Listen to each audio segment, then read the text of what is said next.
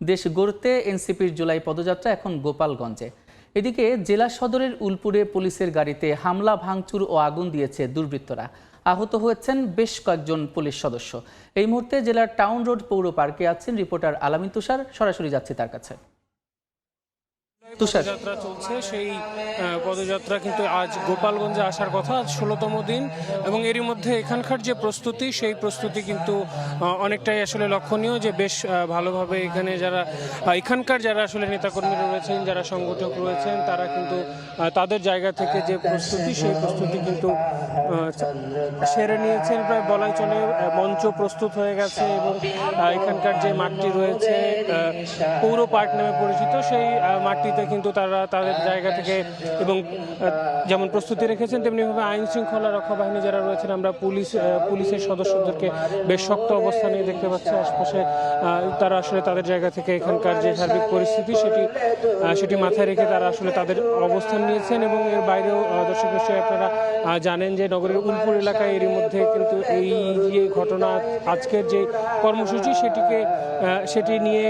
সেটিকে বানচাল করতে এরকমই আমরা এখনো পর্যন্ত জানতে পেরেছি যে ওই এলাকায় আসলে পুলিশের গাড়ির উপরে হামলা হয়েছে, আগুন দিয়েছে এবং বেশ কয়েকজন পুলিশ সদস্য কিন্তু আহত হয়েছেন, এমনটা কিন্তু আমরা তথ্য পেয়েছি। এখানে যেহেতু সার্বিক প্রস্তুতি আসলে শেষ হয়েছে, আশপাশ থেকে যারা আসলে বারবার করে মাইকিং করা হচ্ছে এবং যে জুলাই পদযাত্রার তাদের যে থিম সং রয়েছে, সেই থিম সং কিন্তু আসলে তারা বারবার আসলে মাইকে বাজাচ্ছেন। এবং এর বাইরেও এখানকার যারা সংগঠক রয়েছেন এবং নেতাকর্মী যারা রয়েছেন, তারা তাদের জায়গা থেকে জনগণকে এখানে আসার কথা বলছেন এবং কিছুক্ষণ পর আসলে বিভিন্ন সাংস্কৃতিক যে গজল, গান, এই ধরনের ব্যাপারগুলো আসলে তারা আসলে এখানে গাইছেন এবং তার মাধ্যমে তারা আসলে মানুষজনকে এখানে আসার আহ্বান জানাচ্ছেন। এবং এর বাইরে যারা আসলে নেতাকর্মী রয়েছেন, বারবার করে যে জুলাই অভ্যুত্থানের সময়ে যারা আসলে নেতা ছিলেন, সামনের সারিতে কাজ করেছেন, নাহিদ ইসলাম থেকে শুরু করে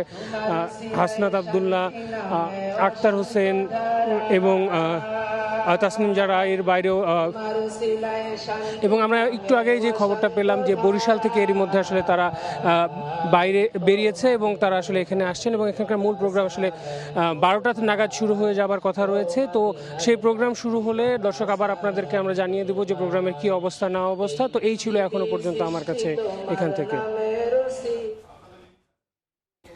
এনসিপির জুলাই পদযাত্রার খবর জানাতে গোপালগঞ্জ থেকে যুক্ত ছিলেন সহকর্মী আলামিন তুষার।